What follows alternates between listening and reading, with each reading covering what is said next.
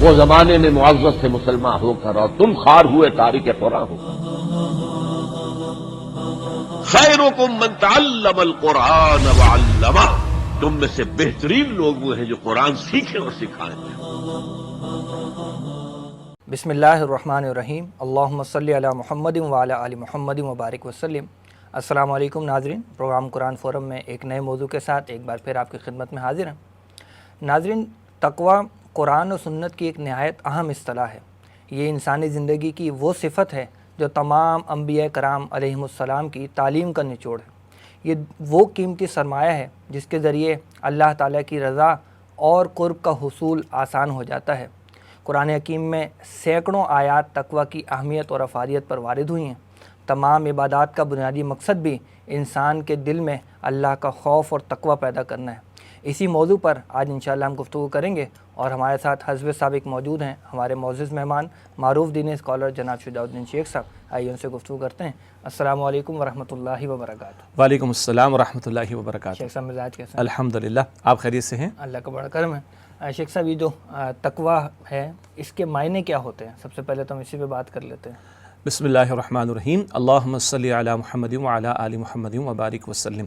بہت قیمتی موضوع کا آپ نے انتخاب کیا، اور جیسے کہ انٹرو میں اشارہ بھی ہوا کہ انبیاء علیہم السلام کی تعلیم اور قرآن حکیم کی تعلیم اور سنت رسول صلی اللہ علیہ وسلم کی تعلیم کا یہ بنیادی ایک حاصل ہے۔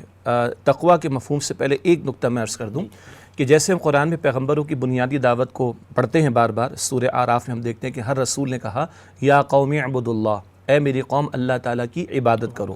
اسی طرح اگر سورۃ الشعراء میں ہم دیکھیں تو کئی رسولوں کی دعوت کا ذکر آتا ہے اور ہر رسول کہتے ہیں فاتقوا اللہ، بس اللہ سبحانہ وتعالیٰ کا تقوی اختیار کرو۔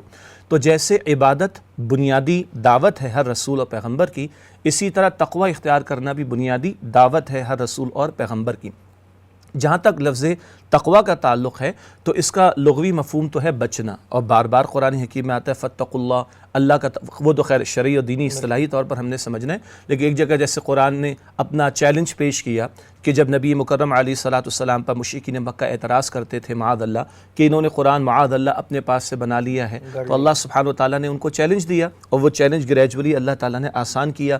کہیں فرمایا کہ قرآن جیسا کلام لے آؤ، کہیں فرمایا کہ 10 سورتیں لے آؤ، چلو کہیں فرمایا کہ ایک سورت ہی لے کر آ جاؤ، اور سورۃ البقرہ میں آتا ہے ایک سورت سے ملتی جلتی سورت ہی پیش کر دو، اور پھر قرآن کہتا ہے کہ تمہارے بس میں نہیں ہے۔ پھر قرآن کہتے ہیں فاتقوا النار، آگ سے ڈرو، آگ سے بچنے کی کوشش کرو، یعنی آج تم اگر مخالفت کرو گے قرآن کریم اور صاحب قرآن صلی اللہ علیہ وسلم کی تو کل تمہارے لیے جہنم کی آگ کا ڈراوا ہے۔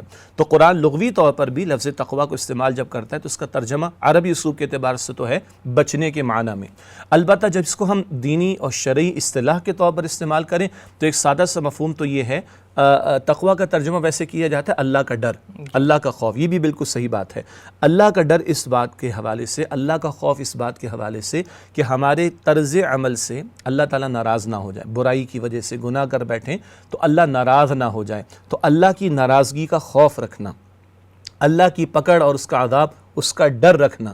تو اللہ کا تقوی اختیار کرنے کا مطلب ہے، یا تقوی کا مطلب شرعی طور پر ہے اللہ کا خوف رکھنا اور مزید برآں گناہوں سے اپنے آپ کو بچانا، کیونکہ اس کا لغوی مفہوم ہے بچنا، اور بچنا ہے گناہوں سے۔ کیوں؟ اللہ تعالیٰ کی پکڑ، اللہ تعالیٰ کی ناراضگی، اللہ تعالیٰ کی سزا ان لوگوں کے لیے ہے کہ جو اللہ تعالیٰ کی معصیت، اللہ تعالیٰ کی نافرمانی کی روش اختیار کریں۔ تو اگر یہ کہا جائے کہ اللہ سے ڈرو تب بھی بات بالکل صحیح ہے، اور یہ کہا جائے اللہ تعالیٰ کی نافرمانی سے ڈرو، اللہ تعالیٰ کی نافرمانی سے بچو، تب بھی وہی بات بنتی ہے۔ اس کو ایک اور سادہ مثال سے اگر سمجھیں تو صحابہ کرام رضی اللہ تعالی عنہ مجمعین کی مجالس میں ڈسکشن ہوتا تھا جس کو محدثین نے مذاکرہ بھی کہا۔ اچھا، مذاکرہ دو طرفہ ہوتا ہے پر ہم جانتے ہیں، تو ایک تو وہ ذریعہ تھا کہ جس کے ذریعے نبی اکرم صلی اللہ علیہ وسلم کی احادیث مبارکہ امت کو منتقل ہوئیں۔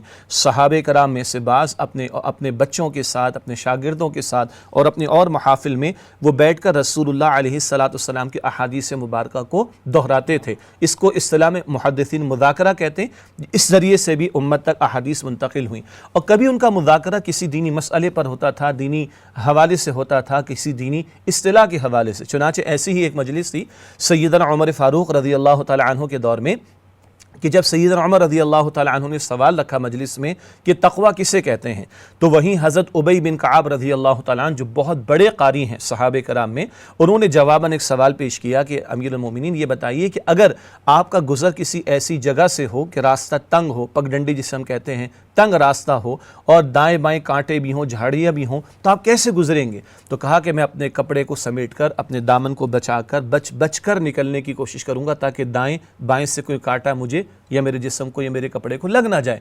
تو حضرت ابی بن کعب رضی اللہ تعالیٰ عنہ نے پھر عرض کی کہ اسی کا نام تقویٰ ہے، بچتے بچتے زندگی گزارنا۔ جس دنیا میں میں اور آپ جی رہے ہیں، یہاں اللہ تعالیٰ نے بامقصد زندگی گزارنے کے لیے بھیجا۔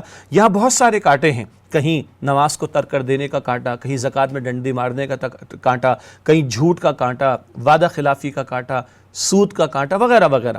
یہ جتنے کانٹے ہیں نافرمانیوں کے، ان سے اپنے آپ کو بچانا، وَإِنَّا إِلَيْهِ راجعون، اور لوٹ کر اللہ کی طرف چلے جانا، یہ تقویٰ کا اصل مفہوم ہے۔ یعنی سادہ ترین الفاظ میں یوں کہیں تو اللہ کی ناراضگی کا سبب بننے والا جو بھی کام ہے اس کو بندہ چھوڑ دے، اور اللہ کی ناراضگی کا سبب بننے والا کام عام طور پر اس کو ہم گناہ کہتے ہیں، نافرمانی کا کام کہتے ہیں، تو ان سے اپنے آپ کو بچانا یہ اصل میں تقویٰ ہے۔ شیخ صاحب، کہیں اس کا تعلق کوئی ترک دنیا کی طرف تو نہیں چلا جائے گا؟ یعنی ایسا تو نہیں کہ میں پھر بالکل ہی چھوڑ چھاڑ کے سب جو بیٹھ جاؤں؟ ہاں، اصل میں تقویٰ کا ترجمہ بچنا ہے، چھوڑنا نہیں۔ ٹھیک ہے، مراد یہ کہ اہل ایمان کو تو بہت کلیئرٹی عطا کی گئی کہ دنیا میں تمہیں بھیجا گیا آخرت کی تیاری کے لیے، لیکن یہ دنیا تمہارے لیے بنائی گئی ہے اور یہ دنیا تمہارے لیے سجائی گئی ہے، اس کی نعمتوں سے فائدہ اٹھاؤ۔ رہبانیت کا اسلام میں کوئی تصور نہیں۔ رہبانیت جو عیسائیت میں پروان چڑھی، وہ تصور کیا تھا کہ دنیا تو بہت ہی گھٹیا جگہ ہے، بہت ہی برا مقام ہے، اس کو تو ترک کر دو، اس کو تو چھوڑ دو، گھر بار کو چھوڑ دو، نکاح نہ کرو، جنگل بیابانوں میں نکل جاؤ اور کونے خدرے میں جا کر بیٹھ جاؤ۔ یہ اللہ کے رسول علیہ السلام نے کیٹیگوریکل انداز میں بیان فرمایا کہ لا رہبانیت فی الاسلام، اسلام میں رہبانیت کا کوئی تصور نہیں ہے۔ ہمارا دین تو زندگی کے عین منجدھار میں، یعنی زندگی کی جو بھی سرگرمیاں ہیں ان کے درمیان میں رہ کر ہم سے تقاضا کرتے کہ رہو، بس بچتے بچتے رہو، گناہوں میں نہ پڑو۔ یعنی اگر دین کا یہ تصور سامنے رہے کہ دین نے کمانے کی بھی ترغیب دلائی، رزق حلال کمانا فرض قرار دیا گیا، اس کا اجر و ثواب بیان کیا گیا، بیوی کے حقوق ادا کرو، بچوں کے حقوق ادا کرو، ماں باپ کے حقوق ادا کرو، اپنے نفس کے حقوق ادا کرو، اپنی آنکھ کو حضور نے فرمایا وَلِعَيْنِكَ عَلَيْكَ حَقٌّ، تمہاری آنکھ کا بھی تم پر حق ہے، سو جایا کرو، آرام دیا کرو۔ تو اسلام جو تصور عطا کرتا ہے وہ زندگی کو ترک، یعنی دنیا کو ترک کرنے کا نہیں۔ ہاں، ایک بڑی پیاری اصطلاح جو حدیث میں آتی ہے وہ زہد کی ہے۔ زہد کا مطلب یہ نہیں کہ دنیا کو ترک کر دیا جائے، بلکہ زہد کا مطلب یہ ہے بندہ بے رغبت ہو۔ ایک جیسے سیدنا علی فرماتے رضی اللہ عنہ، مال تمہارے ہاتھ میں ہو ٹھیک ہے، مال تمہارے دل میں نہیں ہونا چاہیے۔ کہیں کسی نے کہا کہ تم دنیا میں رہو، یہ ٹھیک ہے، دنیا تم میں نہ رہے، ٹھیک ہے۔ اسی طرح کہیں فرمایا کہ کشتی پانی میں چلے گی، ضروری ہے کہ پانی میں چلے گی، لیکن بقدر ضرورت حصہ پانی میں جائے، زیادہ حصہ پانی میں جائے گا تو ڈوب جائے گی۔ تو رہو دنیا میں لیکن ڈوب مت جاؤ اس کے اندر۔ تو تقویٰ کا قطعاً یہ مطلب نہیں کہ ہم دنیا کو ترک کر دیں گے، دنیا کی جو نعمتیں ان سے فائدہ نہیں اٹھائیں گے، نہیں، یہ تو رہبانیت ہے جس سے ہمارا دین منع کرتا ہے۔ تقویٰ کا تقاضا یہ ہے کہ زندگی گزارتے ہوئے وہ رویے چھوڑ دو، وہ باتیں چھوڑ دو جو اللہ تعالیٰ اور اس کے رسول علیہ السلام کو ناپسند ہیں، اس کا خیال رکھا جائے تو زندگی گزارو، کوئی حرج نہیں۔ شیخ صاحب، قرآن مجید میں ایک جگہ الفاظ آتے ہیں لباس التقویٰ، تو یہ لباس التقویٰ کوئی خاص قسم کا ڈریس ہے، کیا چیز ہے؟ ماشاءاللہ، یہ جو سورہ اعراف کی ایک آیت کا آپ نے ذکر فرمایا، اس سے قبل اللہ تعالیٰ نے جو عام لباس میں نے پہن رکھا، آپ نے پہن رکھا، اللہ تعالیٰ نے اس لباس کو بھی اپنی ایک نشانی قرار دیا۔ انسان اور حیوان میں ایک فرق ہے نا، بہت بنیادی فرق کیا ہے کہ انسان لباس پہنتا ہے، پہننا چاہیے، یہ لباس انسان اور حیوان کو ممیز کرتا ہے یا ممتاز کر دیتا ہے۔ وہ جو کسی نے کہا کہ بھائی یہ کیا لباس کے تکلفات اور اس طرح کی چیزیں، دیکھو نا کیا ضرورت پڑی آخر اس کی، تو ہم لوگ تو ایڈوانس دور میں جی رہے ہیں، لباس کے کیا تکلفات۔ تو محترم ڈاکٹر ذاکر نائک صاحب نے اللہ ان کی حفاظت فرمایا، انہوں نے کہا کہ پھر تو جانور زیادہ ایڈوانس ہیں کہ وہ کوئی لباس نہیں پہنتے، تو یہ بے وقوفی کی بات ہے۔ خیر، تو یہ جو قرآن نے سورہ اعراف کی آیت نمبر، سورہ اعراف کے شروع میں دوسرے رکوع میں ذکر آتا ہے، جہاں پر اللہ تعالیٰ نے لباس کا ذکر فرمایا، اس کو اللہ نے اپنی نشانی قرار دیا۔ پھر لباس کے احکامات وہ اپنی جگہ، لیکن اس لباس، ظاہر کے لباس کے بعد قرآن کہتے ہیں وَلِبَاسُ التَّقْوَىٰ ذَلِكَ خَيْرٌ، تقویٰ کا لباس ہی زیادہ بہتر ہے۔ کیا مطلب؟ جیسے کہ میرے ہاتھ میں یہاں کٹ لگا ہو اور میں نے یہ کپڑا پہن رکھا ہے تو کٹ آپ کو نظر نہیں آ رہا، گویا کہ میرا کوئی عیب ہے، وہ اس لباس سے چھپ جاتا ہے۔ جیسے مجھے ظاہر کے عیوب کو چھپانا ہے، اسی طرح مجھے باطن کے عیوب سے بھی بچنا ہے۔ چھپانا فقط نہیں، بچنا ہے۔ باطن کے عیوب سے ہماری مراد ہے گناہوں کا معاملہ۔ گناہ میری روح کو آلودہ کر دیتا ہے، گناہ میرے باطن کو ناپاک کر دیتا ہے۔ اسی لیے بڑا پیارا جملہ ہے، توبہ کو کہا گیا، توبہ کیا ہے؟ توبہ روح کا غسل ہے، توبہ روح کا غسل ہے۔ تو گناہوں کی وجہ سے میرا باطن وہ ناپاک اور آلودہ ہو جاتا ہے۔ تو اگر تقویٰ کی روش میرے پاس ہوگی، تقویٰ کا لباس میرے پاس ہوگا، تقویٰ کی روش میرے پاس ہوگی، تو جیسے میں اپنے ظاہر کے عیوب کو چھپا لیتا ہوں اور بچا لیتا ہوں، اسی طرح میں اپنے باطن کو بھی آلودہ اور ناپاک ہونے سے بچا لوں گا۔ ہو سکتا ہے کہ کسی نے بڑا پیارا، بڑا شاندار، بڑا قیمتی، بڑا اٹریکٹیو لباس پہن رکھا ہو، اندر تکبر بھرا ہوا ہے، تو وہ اپنا عمدہ لباس دیکھے گا تو اکڑ میں آئے گا، دوسرے کا ذرا نسبتاً ہلکا دیکھے گا تو اس کو گھٹیا سمجھے گا، حقیر سمجھے گا، یہ تو اس کے کردار کو برباد کر دے گا۔ اس کردار کی بربادی سے بچنے کے لیے، بد اخلاقی سے بچنے کے لیے تقویٰ کا لباس ہونا ضروری ہے، جو میرے باطن کو پاک کرتا ہے۔ اور جب میرا باطن پاک ہوگا تو میرا کردار، میرا اخلاق، میرے رویے، میرے معاملات یہ بھی پاک صاف ہوتے چلے جائیں گے۔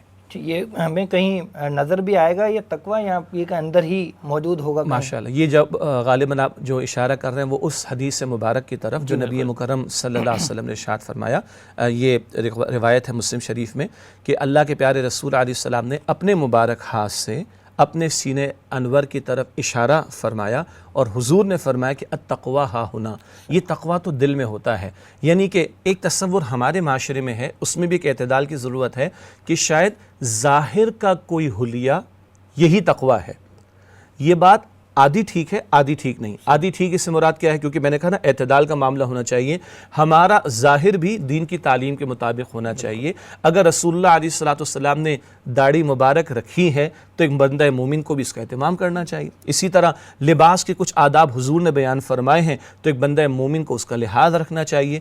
ظاہر کے بھی ہم قائل ہیں، لیکن ایک تصور جو ہمارے معاشرے میں لوگوں کا بن چکا ہے کہ بس ظاہر کی کچھ چیزیں اسی کی بنیاد پر وہ لوگوں کو پرکھنے کی کوشش کرتے ہیں، تو یہ بات درست نہیں ہے۔ اس سے کہ تقویٰ کا جو اصل مادہ ہے وہ تو دل میں ہوا کرتا ہے، خوف خدا جسے کہا جائے گا، اللہ کا ڈر جسے کہا جائے گا، وہ تو باطن کی بات ہے۔ چنانچہ حضور علیہ السلام نے فرمایا کہ التقویٰ ہا ہونا، یہ تقویٰ دل میں ہوتا ہے۔ جتنا یہاں ایمان مضبوط ہوگا، جتنا اللہ کی یاد تازہ رہے گی، جتنا اللہ کی سزا کا خوف دل میں رہے گا، جتنا اس بات کا لحاظ رہے گا کہ میرا رب اس سے ناراض نہ ہو جائے، جتنی یہ بات پختہ ہوگی اتنا میرا کردار بہتر ہو جائے گا، میرے معاملات بہتر ہوتے چلے جائیں گے۔ تو ہاں، اس کا جو اصل سرچشمہ یا منبع ہے، بنیاد ہے، وہ تو دل میں ہوا کرتی ہے۔ ہاں، یہ ضرور کہا جائے گا پھر بندے کی رخ زندگی میں کیا نظر آئے گا، یہ ضرور کہا جائے گا، لیکن حضور نے فرمایا صلی اللہ علیہ وسلم یہ تقویٰ دل میں ہوتا ہے۔ اسی کے ساتھ وہ حدیث بھی دہرا لیتے ہیں جو مسلم شریف کی ہے۔ حضور علیہ السلام نے فرمایا کہ آگاہ ہو جاؤ، بدن میں جسم میں ایک لوتھڑا ہے، اذا صلح صلحت کلہ، جب یہ صحیح رہتا ہے تو سارے کا سارا بدن صحیح رہتا ہے، اور جب اس میں فساد برپا ہو جائے تو سارے کے سارے جسم میں فساد برپا ہو جاتا ہے۔ اور پھر حضور فرماتے صلی اللہ علیہ وآلہ وسلم الا وہی القلب، آگاہ ہو جاؤ وہ تو دل ہے۔ اگر دل سلامت ہے، تقویٰ موجود ہے، تو سارا وجود ٹھیک رہے گا۔ اور یہاں مراد جو ہے وہ خون کی گردش اور گردوں کا کام کرنا نہیں ہے، مراد ہے کہ بندے کا کردار اور رویہ درست رہے گا۔ تو تقویٰ دل میں ہوتا ہے، اور حضور نے دوسری حدیث میں فرمایا کہ دل سلامت اور صحیح ہے تو سارا وجود صحیح رہے گا۔ جزاک اللہ۔ شیخ صاحب، یہ بات تو واضح ہے کہ دنیا کو ترک نہیں کرنا تقویٰ کے حوالے سے، لیکن اس کی لمٹ کیا ہے؟ ہم کہاں تک جو وہ تقویٰ حاصل کر سکتے ہیں؟ کوئی اس کی لمٹ بھی بیان کی گئی؟ جی، اللہ سبحانہ و تعالیٰ نے ایک مقصد دے کر مجھے اور آپ کو زمین پر بھیجا، اور اس کے دو پہلو میں چاہتا ہوں کہ سامنے آ جائیں، ایک اس دنیا میں اور ایک آخرت میں۔ کیا مطلب؟ دنیا میں اللہ تعالیٰ کبھی ہم سے یہ تقاضا کرتا ہے ایک مقام پر، وَاعْبُدْ رَبَّكَ حَتَّى يَأْتِيَكَ الْيَقِينُ، اپنے رب کی عبادت کیے چلے جاؤ، کیے چلے جاؤ، کیے چلے جاؤ، یہاں تک کہ یقین آ جائے۔ یقین سے مراد موت ہے۔ سورہ مدثر کی آیت نمبر 34 میں یقین کا لفظ جو ہے موت کے لیے استعمال ہوا، یعنی موت آنے تک اللہ کی عبادت کرتے چلے جاؤ۔ اسی طرح کا انداز ہے سورہ آل عمران کی آیت نمبر 102 میں۔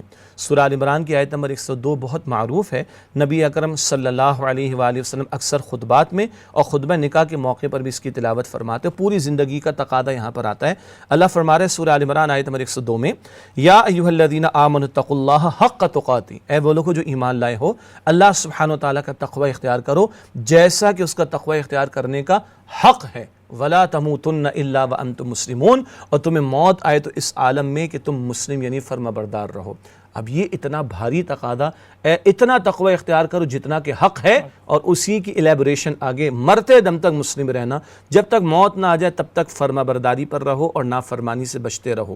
اچھا، یہ فائٹ مستقل جاری رہے گی۔ فائٹ سے مراد نفس سے ہمارا مجاہدہ، شیطان سے ہمارا مجاہدہ، برائیوں کے مقابلے میں نیکی پر کاربند رہنا، یہ فائٹ مرتے دم تک ہے۔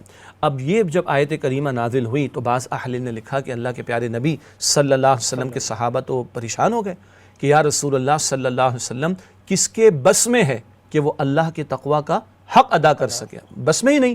تو اللہ کے پیارے رسول علیہ السلام نے تسلی دی، جو حکم آیا اس کو مانو، اور پھر اللہ رب العالمین نے تسلی کی ایک آیت عطا فرمائی۔ سورہ تغابن کی آیت نمبر 16 میں آیا فاتقوا اللہ ما استطعتم، اللہ کا تقوی اختیار کرو جس قدر تم میں استطاعت ہے۔ یہ اللہ تعالیٰ کی شان کریمی، اس کو پتہ ہے کہ اس نے جو مخلوق پیدا کی اس کی لیمیٹیشنز کتنی، جیسے مشہور آیت ہے نا، لا یکلف اللہ نفسا الا وسعها، اللہ سبحانہ وتعالیٰ کسی نفس کو اس کی وسعت اور کیپیسٹی سے زیادہ مکلف یعنی ذمہ دار نہیں ٹھہراتا۔ تو یہ جو بات آئی تھی آل عمران کی آیت نمبر 102 میں، وہ تو مطلوب ہے، ایسا تقوی جیسا کہ حق ہے، اور مطلوب کے ساتھ اب پریکٹیکل بات کیا آئی ہے سورہ تغابن کی آیت نمبر 16 میں، جس قدر تم میں استطاعت ہو اتنا اللہ کا تقوی اختیار کرو۔ اب یہاں پر ایک نقطہ اور سمجھ لینے کی ضرورت ہے، مجھے میری استطاعت کا نہیں پتہ، اور آپ کو بھی آپ کی استطاعت کا نہیں پتہ۔ آج میں آپ کے سامنے گفتگو کر رہا ہوں، ہو سکتے ہیں ہم کالج لائف میں تھے تو جب فرسٹ ٹائم ہمارے استاد نے کہا بھائی تلاوت کرو گے، تو ہم نے کہا تلاوت کریں گے سر، لیکن ٹیبل کے پیچھے کھڑے ہوں گے کہ ٹانگیں کانپ رہی ہوں گی، اس وقت نہیں اندازہ تھا نا۔ اسی طرح جو اسٹوڈنٹ آج گریڈ 5 میں ہے، اسے نہیں پتہ کل وہ ماسٹرز کرے گا، کل وہ پی ایچ ڈی کرے گا، یا کہیں ابراڈ جا کے تعلیم۔ یہ تو ہوتا ہے کہ بچہ بھی محنت کرتا ہے، اس کے ماں باپ بھی محنت کرتے ہیں، تو یہ اسٹرگل بڑھتی ہے اور کیپیسٹی بھی بڑھتی چلی جاتی۔ اسی طرح جاننا چاہیے اگر ہم تقوی اختیار کرنے میں لگائیں گے اپنے آپ کو، تو اللہ تعالیٰ مزید کی توفیق عطا فرمائے گا۔ اب یہاں موٹیویشن کے لیے وہ حدیث بھی آ جائے جس میں حضور فرماتے علیہ السلام، اللہ تعالیٰ فرماتے، حدیث قدسی بخاری شریف میں ہے، اللہ فرماتے میرا بندہ مجھے دل میں یاد کرے میں بھی دل میں یاد کرتا ہوں، وہ کسی مجلس میں یاد کرے میں بہتر مجلس فرشتوں میں یاد کرتا ہوں، ایک بالشت میری طرف ہے اللہ فرماتے میں ایک ہاتھ بھر میری طرف ہے اللہ فرماتے میں 2 ہاتھ اس کی طرف آؤں، اور وہ چل کر میری طرف ہے اللہ فرماتا ہے میں دوڑ کر اس کی طرف آؤں گا۔ گویا ہم آگے بڑھیں گے اللہ اور آگے بڑھائے گا، آگے بڑھیں گے اللہ اور آگے بڑھائے گا۔ آج ہو سکتا ہے کسی کو 4 نمازیں آسان لگ رہی ہیں، ظہر عصر مغرب عشاء فجر مشکل لگ رہی، لیکن کل یہی بندہ ہوگا اس کو تہجد آسان لگے گی انشاءاللہ تعالی۔ اچھا، آج ایک بندے کو نمازیں ادا کرنا ہی مشکل لگ رہا تھا، کل وہ محسوس کرے گا میں تو تلاوت بھی کر سکتا ہوں، مثال کے طور پر آج ایک محسوس کرے زکوٰۃ نکالنے میرے لیے بڑا مسئلہ ہو رہا ہے، کل وہ اپنے کچھ خرچے کم کرے گا، اللہ برکت بھی دے گا، وہ زکوٰۃ سے آگے دینے والا ہو جائے گا۔ تو تقوی حق تقات ہی مطلوب ہے جیسا کہ حق ہے، لیکن اتنا تو کرو جس قدر استطاعت ہے۔ آسانی ہو گئی، اور اس میں بھی یاد رکھیں ہم لوگ خطا کے پتلے ہیں، گناہ ہو جائے تو توبہ کا دروازہ کھلا، پھر آ جاؤ واپس اللہ کی طرف، اور جب استطاعت بڑھائیں گے، کوشش کریں گے، محنت کریں گے، تو اللہ تعالیٰ تقوی میں بھی آگے ہمیں بڑھا دے گا۔ بات سے بات چلتی، کیونکہ آپ نے انٹرو میں کہا تھا کہ سینکڑوں آیات میں ذکر آتا ہے، سورہ محمد میں آیا صلی اللہ علیہ وسلم والذین اہتدوا زادہم ھدی وآتاہم تقواہم، جن لوگوں نے ہدایت کی روش اختیار کی، اللہ فرماتا ہے کہ اللہ نے ان کی ہدایت کو اور بڑھا دیا اور انہیں ان کا تقوی عطا فرمایا، اور آگے بڑھیں گے اور اللہ تقوی کی صلاحیت کو بڑھاتا جائے گا انشاءاللہ۔ آپ نے ایک بار کی طرف اشارہ فرمایا تھا، میں چاہتا ہوں اس کو تھوڑا سا واضح کر دیں کہ گناہ کا ہو جانا کیا یہ تقوی کے منافی بات ہے؟ سبحان اللہ، بہت اچھا سوال ہے۔ گناہ کا ہو جانا کیا یہ تقوی کے منافی ہے؟ یہ تقوی کے منافی نہیں ہے۔ کیوں؟ اللہ کے رسول نے فرمایا صلی اللہ علیہ وسلم کہ سارے کے سارے بنی آدم خطا کار ہیں، ہاں بہترین خطا کار وہ ہیں التوابون، جو توبہ کر لیتے ہیں۔ تو اللہ تعالیٰ نے جو مخلوق، اب میں چاہتا ہوں وہ حدیث سامنے آ جائے، ویسے تو توبہ کے چیپٹر میں اور ٹاپک میں وہ بات آنی چاہیے ناظرین کرام، لیکن توجہ سے یہ حدیث مبارک سنیے گا۔ اس حدیث کا مطلب یہ نہیں ہے کہ ہمیں گناہ کرنے کی چھوٹ دی جا رہی ہے، اس حدیث کا حاصل یہ ہے کہ ہمیں تسلی دی جا رہی ہے کہ گناہ ہو جائے تو پریشان نہ ہو جانا۔ حدیث میں آتا ہے، حضور فرماتے صلی اللہ علیہ وسلم کہ اگر بالفرض تم لوگ ایسے ہو جاؤ کہ تم سے گناہ ہی نہ ہو تو اللہ تمہیں مٹا دے گا، اور اللہ ایک ایسی قوم کو لے آئے گا جو گناہ کرے گی، یعنی گناہ ہو جائے گا اس سے، اور توبہ کرے گی اللہ معاف کر دے گا۔ تو اللہ تعالیٰ کی جو صفت رحمت ہے اللہ خود کہتا ہے حدیث قدسی بخاری کی، سبقت رحمتی علی غضبی، اللہ فرماتا ہے میری رحمت میرے غضب پر حاوی ہو گئی۔ البتہ آج ہمارا موضوع ڈائریکٹلی اس پر نہیں ہے، لیکن بات آئی ہے تو یہ بات طے ہے کہ یہ گناہ ہو جانا یہ تقوی کے کو منافی نہیں ہے، اس لیے کہ انبیاء علیہ السلام کے ساتھ تو معصومیت کا معاملہ ہے، وہ معصوم ہوتے ہیں، بقیہ جو غیر انبیاء ہیں وہ تو خطا کار ہیں، تو خطا ہو جانا بڑا مسئلہ نہیں، خطا پر اڑ جانا مسئلہ ہے، توبہ نہ کرنا مسئلہ ہے، خطا پہ ڈٹے رہنا مسئلہ ہے۔ توبہ گناہ اگر ہو جائے تو توبہ کر لو، اللہ سبحانہ و تعالیٰ معاف فرما دے گا۔ وہ یہ بھی تقویٰ کی علامت ہے کہ بندے کو یہ احساس ہوا کہ میں نے گناہ کر کے اپنے رب کو ناراض کیا ہے، یہ احساس ہی تو تقویٰ ہے۔ اور جس کو جو گناہ کو گناہ سمجھے گا وہی تو توبہ کرے گا۔ تو گناہ کرنا نہیں ہے، اگر ہو جائے تو پریشان نہیں ہونا، بلکہ فکر یہ کرنی کہ میں جلدی سے اپنے رب کو راضی کر لوں، تو یہ پلٹنا بھی تقویٰ ہی کا تقاضا اور تقویٰ ہی کی علامت ہوگی انشاءاللہ۔ جزاک شیخ صاحب، آتے ہیں ذرا کچھ عملی باتوں پہ۔ جی، یہ تقویٰ ہمارے زندگی میں جب عملاً آ جائے گا تو اس کے کیا شیڈز نظر آئیں گے؟ میں چاہوں گا کہ ذرا مختلف سطحوں پر اگر آپ اس کو بیان کر دیں۔ دیکھیے جب یہ بات واضح ہو گئی کہ تقویٰ تو پوری زندگی بھر کا تقاضا ہے، تو زندگی کا کوئی معاملہ اٹھا لے وہ تقویٰ سے جڑا ہوا نظر آتا ہی ہے ہمیں۔ مثال کے طور پر انسان کے کردار کے درست ہونے کے لیے اہم ترین بات یہ ہے کہ اسے یقین رہے کہ میرا رب مجھے دیکھ رہا ہے اور مجھے موت آنی ہے اور مجھے اپنے رب کے سامنے پیش ہونا ہے۔ جتنا یہ احساس پختہ ہوتا چلا جائے گا اتنا ہمارا کردار درست ہوتا چلا جائے گا۔ جیسے ایک حدیث میں آتا ہے نا، سبحان اللہ، جامع ترمذی کی روایت ہے، رسول اللہ صلی اللہ علیہ وسلم نے ارشاد فرمایا، مومن وہ ہے جسے دیکھ کر اللہ یاد آ جائے۔ مومن وہ ہے جسے دیکھ کر اللہ یاد آ جائے۔ کیا مطلب؟ جب میں ایک صاحب ایمان، صاحب تقویٰ بندے کو دیکھوں گا تو اس کے کردار سے مجھے کچھ احساس ہوگا۔ مثال کے طور پر ہمارے معاشرے میں ہماری بہت ساری بہنیں بیٹی ہیں جو باقاعدہ ماشاءاللہ حجاب کا، پردے کا اہتمام کرتی ہیں، کچھ ہوئے ہیں جن سے تھوڑی بہت کمی کوتاہی کا معاملہ ہو جاتا ہے۔ آپ دیکھیں کہ عام طور پر کچھ خواتین کسی گھرانے میں کسی تقریب میں ہوتی ہیں، دوپٹہ لیا ہوا ہے، چادر لی ہوئی ہے، کسی نے سر پہ لیا ہوا، کسی نے نہیں لیا ہوا، ایک اللہ کا نیک بندہ وہاں سے گزر جائے، وہ کوئی بزرگ بھی ہو سکتا ہے عمر کے اعتبار سے اور کوئی جوان بھی ہو سکتا ہے جو کہ ہو نیک و پارسا، اس کو جیسے ہی خواتین دیکھتی ہیں تو فوراً کیا ہوتا ہے، کوئی کم سے کم دوپٹہ لے لیتی ہے، معاف کیجیے گا، کوئی چہرے پہ ڈال لیتی ہے، کوئی منہ صرف کر لیتی ہے۔ یہ کم از کم میں کہہ رہا ہوں آپ سے۔ اسی طرح دوست احباب میں آپ دیکھیں، بیٹھے ہوتے ہیں کبھی گلی محلوں میں، کبھی اور کسی تقریب کے اندر، کوئی ایسی زبان کا انداز استعمال میں آ جاتا ہے جو کہ غیر مناسب ہوتا ہے، لیکن اگر انہی میں دوستوں میں سے کسی وہ ایسا دوست آگے جو نمازی ہے، متقی ہے، اللہ سبحانہ و تعالیٰ کی اطاعت کرنے والا ہے، اور اس کے سامنے اگر کوئی برا لفظ نکل جاتا ہے، یا سوری، یہ کیا ہے؟ یہ اس بندے کو دیکھ کر احساس ہو رہا ہے۔ تو اگر کسی کو دیکھ کر احساس ہو رہا ہے تو جو وہ بندہ ہے اس کا عالم پھر کیا ہوگا؟ اس کا رخ زندگی تو بہتر ہوتا چلا جائے گا۔ اس کو قرآن مختلف پیرایوں میں ہمارے سامنے رکھتا ہے، جیسے مثال کے طور پر سورہ حشر کی آیت نمبر 18 میں ذکر آتا ہے کہ یا ایھا الذین آمنوا اتقوا اللہ ولتنظر نفس ما قدمت لغد واتقوا اللہ ان اللہ خبیر بما تعملون۔ اے ایمان والو، اللہ کا تقوی اختیار کرو، اور چاہیے کہ تم میں سے ہر کوئی یہ دیکھے اس نے کل کے لیے کیا تیاری کر رکھی ہے، اور اللہ سبحانہ و تعالیٰ کا تقوی اختیار کرو، اور بے شک تم جو کچھ بھی کرتے ہو اللہ تعالیٰ اسے خوب جانتا ہے۔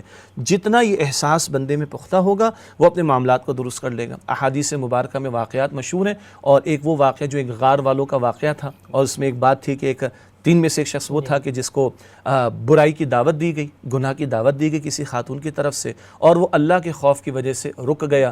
اس بندے نے بھی اپنے اس نیک عمل کا اللہ تعالیٰ کو واسطہ دیا اور وہ غار کا پتھر ہٹ گیا۔ خیر تفصیلی واقعہ، کہنے کا مطلب یہ ہے کہ یہ احساس جب دل میں ہوتا ہے تو بندہ گناہ کی دعوت کو چھوڑ دے گا، گناہوں کے کاموں کو چھوڑ دے گا۔ اب یہ پوری زندگی کا معاملہ، ناپ تول بھی کرے گا تو ہو سکتا ہے گاہک نہ دیکھ رہا ہو لیکن ڈنڈی سیدھی رکھے گا ترازو کی، یا اگر آج کل الیکٹرانک گیجٹس یا اسکیلس وغیرہ آ گئے ہیں تو وہ اس میں مینیپولیشن نہیں کرے گا۔ کیوں؟ اس کو پتہ ہے گاہک نہیں دیکھ رہا، نہ دیکھے لیکن میرا رب تو دیکھ رہا ہے۔ جیسے وہ سیدنا عمر کا دور تھا رضی اللہ عنہ، جب ایک ماں نے کہا بیٹی سے کہ بیٹا وہ پانی ملا دو دودھ میں، عمر تو نہیں دیکھ رہے رضی اللہ تعالیٰ عنہ، تو بیٹی نے کہا کہ اماں جان اگر عمر نہیں دیکھ رہے تو کیا ہو گیا، عمر کا رب تو دیکھ رہا ہے نا۔ تو تنہائی میں بھی بندہ ہوگا تو وہ باز آ جائے گا، وہ گناہ سے اپنے آپ کو بچائے گا۔ یہ ہے کردار کی درستگی کہیں، کردار کی اصلاح کہیں، جس کے لیے اہم ترین موٹیویشن تقویٰ کا طرز عمل ہے۔ اب یہ بندوں کے ساتھ رویے ہوں، معاملات زندگی ہوں، معاش کے معاملات ہوں، ساتھ پردوں میں بندہ بیٹھا ہوا ہو، کردار اس کا درست ہوتا چلا جائے گا۔ وہ کردار جو اللہ کو مطلوب ہے، جو حضور فرما رہے ہیں کہ مومن وہ جسے دیکھ کر اللہ یاد آ جائے۔ شیخ صاحب معاشرت کے حوالے سے اگر ہم گفتگو کریں تو یہ تقوی ہماری معاشرت پر کیسے اثر انداز ہوتا ہے؟ مثال کے طور پر آپ دیکھیے، ابھی جیسا آپ نے فرمایا تو فوراً اللہ تعالیٰ نے یاد دلایا، قرآن کریم میں سورہ البقرہ آپ دیکھیں، رکوع نمبر 28، 29، 30، 31 کم و بیش 4 رکوع ہیں، اور یہ خاندانی زندگی سے متعلق، معاشرہ تو خاندانوں سے بنتا ہے نا، اور گھریلو زندگی کے بارے میں بار بار اللہ تعالیٰ نے وہاں پہ رہنمائی عطا کی، اور بار بار آپ پڑھ جائیے، یہ نکاح کے تعلق سے، طلاق کے حوالے سے، عدت کے حوالے سے، رضاعت کے حوالے سے، مہر کے حوالے سے کئی ہدایات وہاں پر آئیں، اور بار بار آتا ہے اتقوا اللہ اتقوا اللہ اتقوا اللہ، اللہ تعالیٰ سے ڈرو۔ ورنہ آپ کو پتہ ہے، دیکھیے باہر تو بندہ ہوتا ہے تو کسی کا لحاظ بھی کر لیتا ہے، گھر میں نہ ہم کیمرے لگا سکتے، نہ پولیس کی یا فوج کو بٹھا سکتے، تو جہاں جہاں قرآن خاندانی زندگی کے لیے رہنمائی عطا کرتا ہے، بار بار قرآن حکیم تقوی کا تذکرہ وہاں پر فرماتا ہے۔ اور سورہ نساء کی پہلی آیت لیجئے، وہ بھی اللہ کے رسول علیہ السلام نکاح کے موقع پر تلاوت کرتے تھے، یا ایھا الناس اتقوا ربکم الذی خلقکم من نفس واحدہ وخلق منہا زوجہا، اے انسانوں اپنے رب کا تقوی اختیار کرو جس نے تمہیں نفس واحد آدم علیہ السلام سے پیدا فرمایا، اور انہی سے ان کی زوجہ امہ حوا سلام علیہا کو پیدا فرمایا۔ یہ میں نے اس لیے حوالہ دیا کہ اللہ کے رسول علیہ السلام نکاح کے موقع پر یہ آیت بھی تلاوت کرتے، یہاں بھی تقوی کا ذکر آ رہا ہے۔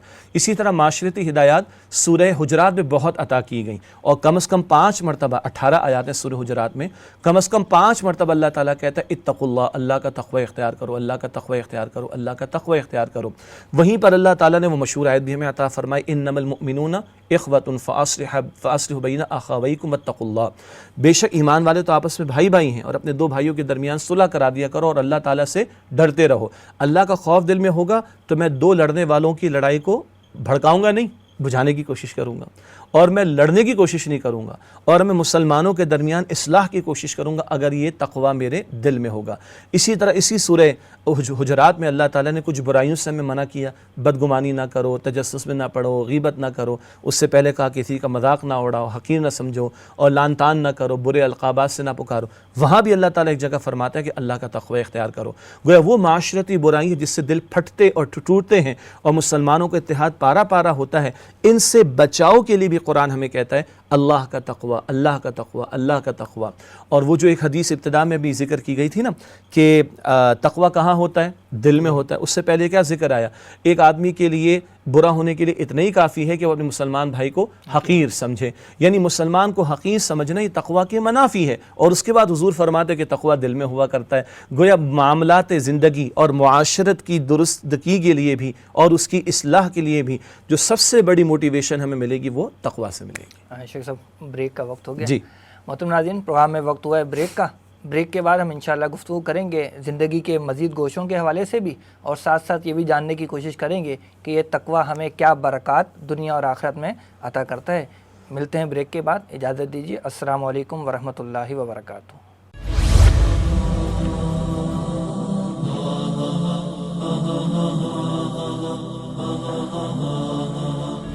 وہ زمانے میں معزز سے مسلمان ہو کر اور تم خار ہوئے تاریک قرآن ہو۔ خیرکم من تعلم القرآن وعلمہ، تم میں سے بہترین لوگ وہ ہیں جو قرآن سیکھیں اور سکھائیں۔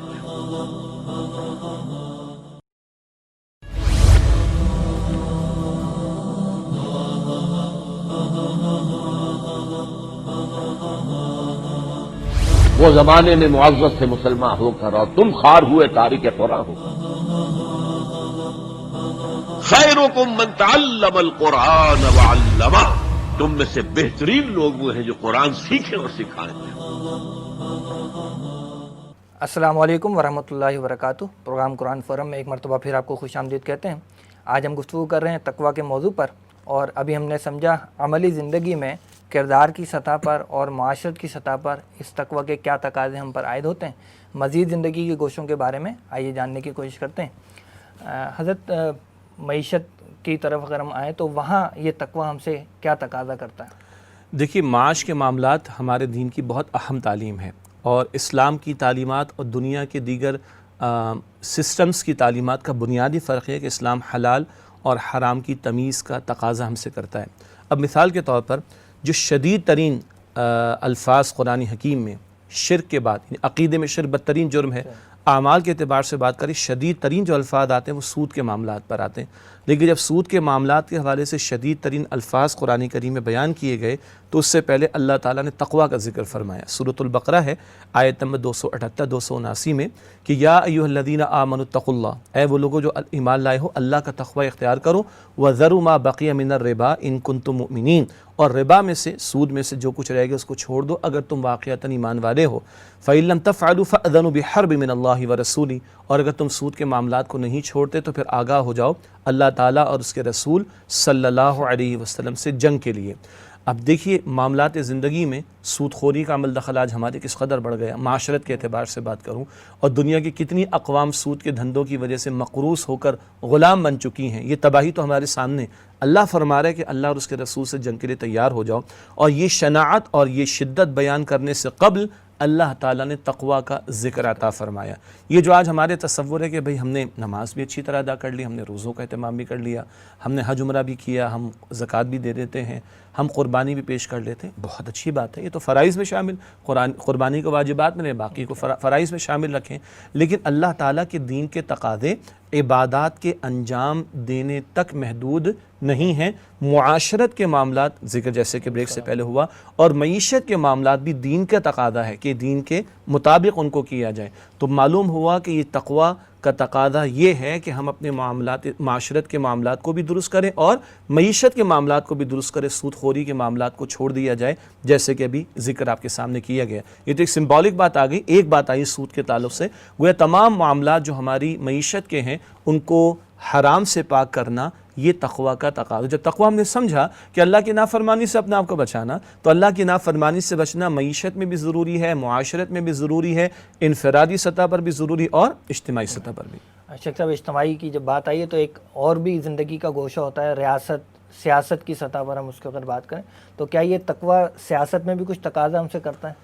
ظاہر بات ہے، جیسے ایک انداز سمجھانے کا یہ ہے کہ اللہ تعالیٰ نے ہمیں اپنی عبادت کے لیے پیدا کیا۔ قرآن کہتا ہے وَمَا خَلَقْتُ الْجِنَّ وَالْإِنسَ إِلَّا لِيَعْبُدُونَ، سورہ ذاریات کی آیت نمبر 56 میں کہ اللہ فرماتے ہیں میں نے تمام جنات اور انسانوں کو صرف اپنی عبادت کے لیے پیدا کیا۔ بہت سادہ سی بات ہے، اللہ 24 گھنٹے ہمارا معبود ہے، تو اللہ کی عبادت بھی 24 گھنٹے کرنی، اب چاہے میرا گھر ہو یا میری دکان ہو یا میرا ریاست کا معاملہ ہو، میری پارلیمنٹ ہو، میری عدالت ہو یا میری سیاست ہو۔ اسی طرح اللہ کی نافرمانی سے بچنا ہے تو گھر میں بھی بچنا ہے، معاشرت میں بھی بچنا ہے، معیشت میں بچنا ہے اور سیاست۔ اب سیاست میں بچنے سے مراد کیا ہے؟ قرآن مثال کے طور پر سورہ حجرات کا پہلے بھی ذکر آیا، سورہ حجرات کی پہلی آیت میں ذکر آتا ہے کہ یا ایھا الذین آمنوا لا تقدموا بین یدی اللہ ورسولہ، اے ایمان والو اپنے معاملات کو اللہ تعالیٰ اور اس کے رسول علیہ السلام سے آگے نہ بڑھاؤ۔ مفسرین نے بڑا پیارا جملہ لکھا، جب یہ فرمایا کہ اپنے معاملات کو آگے نہ بڑھاؤ تو اللہ نے کسی خاص معاملے کا ذکر تو نہیں کیا، معلوم ہو تمام معاملات، اپنے تمام معاملات کو اللہ اور اللہ کے رسول سے آگے نہ بڑھاؤ۔ جو باؤنڈری اللہ اور اللہ کے رسول نے سیٹ کر دی اس کے اندر رہو، جس بات کو اللہ اور اس کے رسول نے منع فرما دیا اس کو چھوڑ دو، جس بات کو اللہ اور اس کے رسول نے حکماً تم پر لازم کر دیا اس کو اختیار کر لو۔ تو اب معاملات گھر کے بھی ہوں گے، اگین کاروبار کے بھی ہوں گے، اور ریاست اور سیاست کے بھی ہوں گے۔ ان تمام معاملات زندگی میں، سیاسی معاملات میں بھی تقویٰ کا تقاضا کیا ہے؟ اللہ کی نافرمانی کو چھوڑ دو۔ یہ نہیں چلے گا کہ اللہ کا ایک حکم ہو، اس کے رسول علیہ السلام کا ایک حکم ہو، اور پارلیمنٹ میں بیٹھے ہوئے لوگ، عدالتوں میں بیٹھے ہوئے لوگ اس کے برعکس فیصلے کریں۔ یہ تو سرکشی، یہ تو بغاوت ہے اللہ اور اس کے رسول علیہ السلام کے خلاف۔ تو یہاں بھی تقویٰ کا تقاضا یہ ہے کہ معاملات کو اللہ تعالیٰ اور اس کے رسول علیہ السلام کے احکامات کے تابع کیا جائے۔ جزاک اللہ۔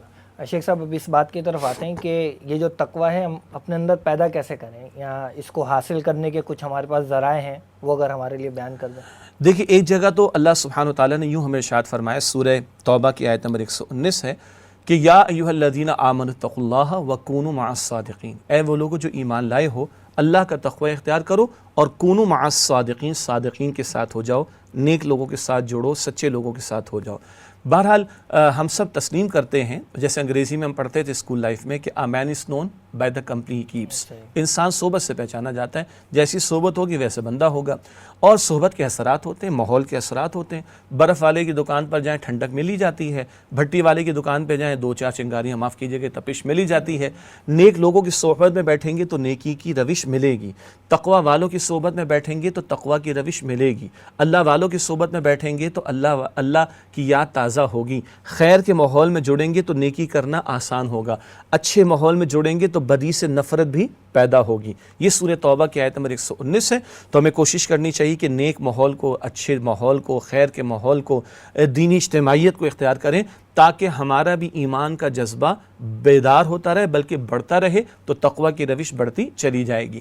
ایک جگہ ہم اور آپ جانتے ہیں رمضان شریف میں عام طور پر یہ ذکر کیا جاتا ہے, روزے کے تعلق سے قرآن کہتا ہے سورہ البقرہ کی آیت نمبر 183 میں کہ یا ایھا الذین آمنوا کتب علیکم الصیام کما کتب علی الذین من قبلکم لعلکم تتقون. اے ایمان والو, تم پر روزہ رکھنا فرض کیا گیا جیسے کہ تم سے پچھلے لوگوں پر روزہ رکھنا فرض کیا گیا تھا, لعلکم تتقون, تاکہ تم میں تقوی پیدا ہو جائے. تو روزے کا بھی بڑا حاصل کیا ہے کہ بندے کے اندر تقوی کی روش پیدا ہوتی ہے. اب دوبارہ دہرائیے, تقوی کیا ہے؟ گناہوں سے اپنے آپ کو بچانا. روزے کی حالت میں تو ہم حلال چیزیں چھوڑ دیتے ہیں, عام طور پر تقاضا حرام کو چھوڑنے کا, نافرمانی کو چھوڑنے کا, گناہ کو چھوڑنے کا. روزے کی حالت میں بندہ حلال کو بھی چھوڑ رہا ہے, کھاتا نہیں ہے, پیتا نہیں ہے, اللہ کی رضا کی خاطر. اچھا, اب یہاں میں ایک چیز ریکمنڈ کرنا چاہوں گا, اللہ مجھے بھی توفیق دے, ہم سب کو توفیق دے, کہ ایک تو ماہ رمضان کے روزے وہ تو فرض ہیں, لیکن ماہ رمضان کے علاوہ بھی تو روزے ہیں نا جو نبی کریم صلی اللہ علیہ وسلم کے معمولات میں شامل تھے. دیکھیں ہم الحمدللہ جو لوگ بھی 5 وقتہ نمازی, اللہ ہم سب کو توفیق دے, وہ صرف فرض رکعتیں تو ادا نہیں کرتے نا, سنت موقعہ بھی ادا کرتے ہیں, بعض لوگ نوافل بھی ادا کرتے ہیں, کوئی اشراق کی نماز, کوئی چاش کی نماز, کوئی دیگر نوافل ادا کرتا ہے. تو جیسے فرض نماز کی فرض رکعتوں کے ساتھ ہم سنتوں اور نوافل کا بھی اہتمام کرتے, اسی طرح زکوٰۃ دینے کے ساتھ ساتھ کچھ لوگ خیرات کا بھی, صدقے کا بھی اہتمام کرتے. تو فرض روزوں کے علاوہ جو اللہ کے رسول علیہ السلام نے روزے رکھے ہیں, اہتمام فرمایا, آپ نے تعلیم عطا فرمائی, تلقین فرمائی ہے, ترغیب دلائی ہے, اس کا بھی اہتمام کرنا چاہیے. جیسے کہ شوال کے 6 روزے ہیں عید الفطر کے بعد, اسی طرح ذی الحجہ کے 9 روزے, 10 دنوں کی فضیلت ہے لیکن 10ویں دن کا روزہ منع ہے. اسی طرح اللہ کے پیارے نبی علیہ السلام محرم کی 10 تاریخ کا روزہ رکھتے تھے, عاشورہ کا دن, اور اس سے پہلے ایک ہے اس کے بعد ایک ملا لیا جائے تو بہتر ہے. اسی طریقے پر اللہ کے نبی علیہ السلام پیر اور جمعرات کے دن کے روزوں کا اہتمام فرماتے. اللہ کے نبی علیہ السلام چاند کی قمری تاریخ کے اعتبار سے 13, 14, 15 کا روزوں کا اہتمام فرماتے, 13, 14, 15 تاریخ کا. تو جو ہمیں سہولت میسر آئے, اگر کوشش کریں گے تو ہمارے اس تقوی کو بڑھانے کا یہ جو روزہ ہے بہت بڑا ذریعہ بنتا ہے. شیخ صاحب, اب ہم آتے ہیں اس بات کی طرف کہ اگر ہم یہ تقوی اختیار کرتے ہیں تو اس کی کیا برکتیں ہمیں دنیا اور آخرت میں حاصل ہوں گی؟ دیکھیے, یہ اتنا مجھے اجازت دیجئے کہ تقوی اتنا بڑا وظیفہ ہے, اتنا بڑا وظیفہ ہے, تیسری دفعہ کہوں, اتنا بڑا وظیفہ ہے کہ ہمارے دنیا کے مسائل کا حل بھی اور ہماری آخرت کی حاجات کا حل بھی اس تقوی سے ہمیں میسر آتا ہے. کبھی اللہ تعالیٰ, ہماری اس دنیا میں سب سے بڑی حاجت کیا ہے؟ ہدایت. ہماری سب سے بڑی ضرورت کیا ہے؟ ہدایت. ہدایت ہے تو طاقت بھی صحیح استعمال ہوگی, ہدایت ہے تو دولت بھی صحیح استعمال ہوگی, اور اگر ہدایت نہ ہو تو کوئی فرعون بنے گا, کوئی قارون بنے گا, کوئی ابو جہل ابو لہب بنے گا, اللہ حفاظت فرمائے. اور قرآن کہتا ہے ہدی للمتقین, قرآن کن کے لیے ہدایت ہے؟ قرآن تقوی والوں کے لیے ہدایت ہے. اچھا, ہماری ایک بہت بڑی ضرورت ہے کہ ہماری مشکلات دور ہوتی چلی جائیں, ہماری مشکلات میں ہمارے لیے آسانیاں آ جائیں. سورہ طلاق میں اللہ تعالیٰ نے ارشاد فرمایا, 28 پارے میں ہے, من یتق اللہ یجعل لہ مخرجا, جو اللہ سبحانہ و تعالیٰ کا تقوی اختیار کرتا ہے اللہ مشکلات سے نکلنے کا راستہ عطا فرما دیتا ہے. وَيَرْزُقُ مِنْ حَيْثُ لَا يَحْتَسِبُ, اور اللہ وہاں سے اس کو رزق عطا فرماتا ہے جہاں اس کا گمان بھی نہیں ہوتا. اندازہ کریں کہ اللہ مشکلات میں سے راستہ نکال دے گا اور اللہ وہاں سے رزق عطا فرمائے گا جہاں بندے کا گمان بھی نہ ہو. آگے چل کر اسی مقام پر سورہ طلاق میں آتا ہے, من یتق اللہ یجعل لہ فی امرہ یسرا, جو اللہ تعالیٰ کا تقوی اختیار کرے اللہ اس کے کاموں میں آسانی فرما دے گا. مشکلات دور ہو جائیں گی, کاموں میں آسانی میسر آ جائے گی, اللہ وہاں سے رزق دے گا جہاں بندے کا گمان بھی نہ ہو. اس لیے میں نے لفظ وظیفہ استعمال کیا تھا, لیکن میں عرض کروں, یہ شاید پہلے بھی کسی جگہ ہم نے عرض کیا تھا, یہ وظیفہ صرف پڑھنے والا نہیں, یہ وظیفہ کرنے والا ہے, اور کرنے میں جان نکلتی ہے ہماری. اسی طرح ہم دنیا میں چاہتے ہیں کہ اللہ تعالیٰ کی مدد, اللہ تعالیٰ کی نصرت ہمیں حاصل ہو, تو اللہ تعالیٰ ایک جگہ سورہ نحل کے آخر میں فرماتا ہے, ان اللہ مع الذین اتقوا, بے شک اللہ کی معیت, اللہ کی نصرت, اللہ کا ساتھ ان کے لیے ہے جو تقوی کی روش اختیار کرنے والے ہوں. اسی طرح ہم سب چاہتے ہیں ہم اللہ کے محبوب ہو جائیں, ہم سب چاہتے ہیں کہ اللہ کے پیارے ہو جائیں, تو اللہ تعالیٰ فرماتے ہیں ایک جگہ سورہ حجرات ہی میں آیت نمبر 13 میں, ان اکرمکم عند اللہ اتقاکم، اللہ کی نگاہوں میں تم میں سب سے بڑھ کر عزت والا وہ ہے جو سب سے بڑھ کر اللہ سبحانہ و تعالیٰ کا تقوی اختیار کرے۔ وہ جو حجۃ الوداع کے موقع پر اللہ کے پیارے رسول صلی اللہ علیہ وسلم نے فرمایا، گورے کو کالے پر، کالے کو گورے پر، عربی کو عجمی پر، عجمی کو عربی پر کوئی فضیلت نہیں سوائے تقوی کے۔ تو نہ رنگ، نہ نسل، نہ زبان، نہ جائیداد، نہ مال، نہ دولت، ان بنیادوں پر نہیں، تقوی ہے تو بندے کا معیار اللہ، بندے کی عزت ہے اللہ تعالیٰ کی نگاہوں میں۔ تو ان اکرمکم عند اللہ اتقاکم۔ اسی طرح اگر آخرت کے اعتبار سے ایک دو بات عرض کرنا چاہوں تو قرآن حکیم ہمیں بتاتا ہے کہ جب قیامت کا دن ہوگا تو دوست دوست کو نہیں پوچھے گا، رشتہ دار رشتہ دار کو نہیں پوچھے گا، حتیٰ کہ قرآن کہتا ہے کہ جو بڑے گہرے اور گرم جوش دوست تھے وہ ایک دوسرے کے دشمن ہو جائیں گے، لیکن کون نہیں ہوں گے؟ جو تقوی والے ہوں گے۔ پتہ چلا کہ وہ دوستی جو ادھر بھی کام دے گی وہ دوستی ہے جو تقوی والوں کی دوستی ہو۔ چنانچہ سورہ زخرف کی آیت نمبر 67 میں آتا ہے کہ الاخلاء یومئذ بعضهم لبعض عدو الا المتقین، گہرے اور گرم جوش دوست ایک دوسرے کے دشمن ہو جائیں گے قیامت کے دن سوائے تقوی والوں کے۔ گویا اگر آج ہماری دوستی میں، رشتوں میں، نعتوں میں یہ تقوی کا عنصر شامل ہے، ہم اللہ کی خاطر ایک دوسرے سے محبت کرنے والے ہوں، ہم مل جل کر اللہ تعالیٰ کی بندگی کرنے والے ہوں، تو اللہ تعالیٰ کل کی ہولناکیوں سے میری، آپ کی، ہم سب کی حفاظت فرمائے گا۔ پھر آخرت کے تعلق سے اگر دیکھیں، وہ جو سورہ طلاق کے حوالے میں دے رہا تھا آپ کے سامنے، وہاں پر اللہ تعالیٰ نے مزید فرمایا سورہ طلاق کے شروع میں کہ من یتق اللہ یکفر عنہ السیئات ویعظم لہ اجرا، جو اللہ تعالیٰ کا تقوی اختیار کرے گا اللہ تعالیٰ اس کی سیئات کو مٹا دے گا، گناہوں کو مٹا دے گا، ویعظم لہ اجرا، اور اجر عظیم اللہ سبحانہ وتعالیٰ اس کو عطا فرمائے گا۔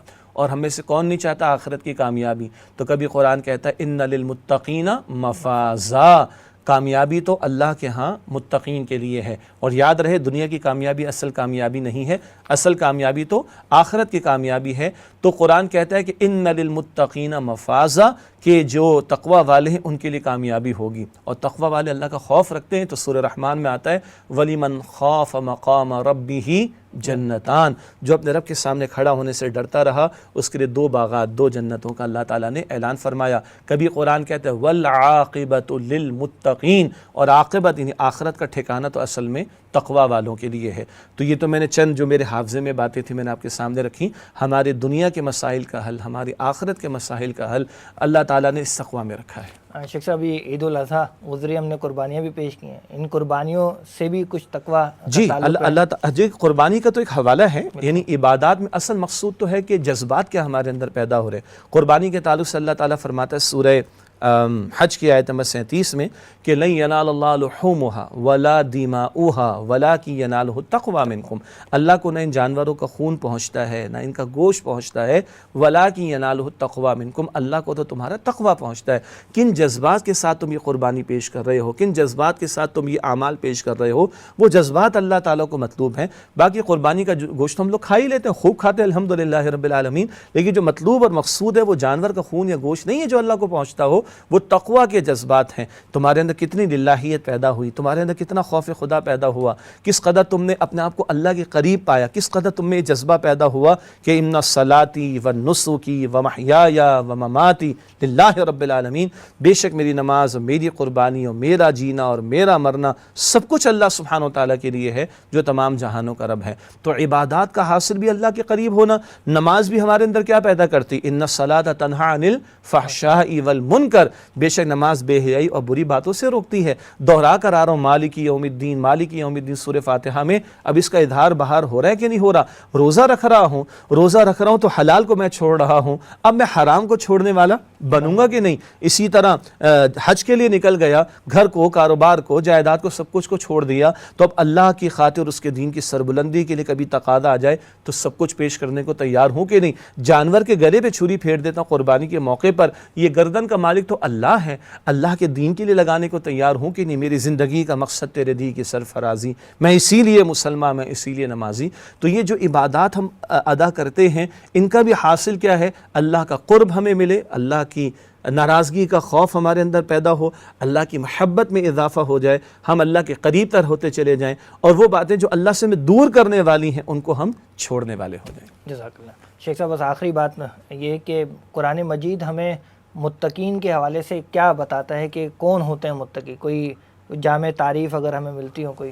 اصل میں یہ تو ایک پورا پیکج ہے جو قرآن حکیم جا بجا ہمارے سامنے بیان کرتا ہے۔ اب یہ اتنا مشکل سوال ہے کہ اس کو سمونا جواب میں مشکل اس لیے ہے کہ اللہ تعالیٰ اگر سورۃ البقرہ کے شروع میں کہتا ہے ہدی للمتقین، کہ اللہ تعالیٰ فرما رہا ہے قرآن متقین کے لیے ہدایت ہے، تو اللہ تعالیٰ آگے چل کر صفات بیان فرماتا ہے، ٹھیک ہے۔ اسی سورۃ البقرہ میں آگے جائیں تو بہت مشہور آیت ہے آیت البر، جس میں نیکی کے جامع تصور کو اللہ تعالیٰ نے بیان فرمایا۔ ہاں، اس میں ہم کہہ سکتے ہیں کہ اللہ تعالیٰ نے تقوی اور نیکی کے بڑے قیمتی مظاہر ہمارے سامنے رکھے۔ متقین کون ہوتے ہیں؟ جن میں ایمان بھی ہوتا ہے، پھر ایمان کی تفصیلات ہیں۔ متقین کون ہیں؟ جو راہ خدا میں مال بھی خرچ کرتے ہیں، مال کی محبت کے باوجود اللہ کو راضی کرنے کے لیے رشتہ داروں پر اور محتاجوں پر مال خرچ کرتے ہیں۔ پھر قرآن کہتا ہے وہ نماز بھی قائم کرتے ہیں اور وہ زکوٰۃ بھی ادا کرتے ہیں۔ پھر قرآن کہتا ہے کہ وہ اپنے وعدوں کو پورا کرنے والے ہیں۔ پھر قرآن کہتا ہے کہ صبر کرنے والے ہوتے ہیں سختیوں میں اور تکالیف میں، اور اگر جنگ کا موقع آ جائے تب بھی، یعنی حق و باطل کے معرکے میں بھی متقین لوگ کھڑے ہوتے ہیں معاف کیجیے گا، اور حق و باطل کے معرکے میں جب کھڑے ہوتے تو وہاں جو مخالفت آتی اس پر بھی ڈٹے رہتے ہیں۔ تو ایمان کا ذکر، انسانی ہمدردی، راہ خدا میں خرچ کرنا، نماز، زکوٰۃ، عبادات کا اہتمام کرنا، وعدوں کو پورا کرنا، صبر کا مظاہرہ کرنا، حق و باطل کے مارکے میں ڈٹے رہنا، ان لوگوں کو اللہ تعالیٰ سورۃ البقرہ آیت نمبر 177 میں کہتے ہیں کہ یہی لوگ سچے ہیں، یہی لوگ متقین ہیں۔ تو یہ ایک جامع مقام ہے، لیکن قرآن حکیم البقرہ سے لے کے آخر تک پڑھ جائیے، آپ کو اور ہمیں بار بار متقین کی صفات ملتی چلی جائیں گی۔ اسی لیے کہا جاتا ہے بھائی قرآن مستقل پڑھتے رہیں، بار بار سمجھ کر پڑھتے رہیں، تاکہ وہ صفات ہمارے سامنے متقین کی آتی رہیں جن کو ہمیں اختیار کرنا ہے، تاکہ اللہ کے متقی بندوں میں ہم شامل ہو سکیں۔ جزاک اللہ شیخ صاحب، بہت شکریہ آپ کی قیمتی وقت کا۔ جزاک اللہ خیر۔ محترم ناظرین، اللہ تعالیٰ سے ہم دعا کرتے ہیں کہ اللہ رب العزت ہمیں زندگی کے ہر لمحے میں تقوی اختیار کرنے اور گناہوں سے بچنے کی توفیق عطا فرمائے۔ آج کے پروگرام کے لیے بس اتنا ہی، انشاءاللہ آئندہ ہفتے ایک نئے موضوع کے ساتھ آپ کی خدمت میں حاضر ہوں گے۔ تب تک کے لیے اجازت دیجیے۔ السلام علیکم ورحمۃ اللہ وبرکاتہ۔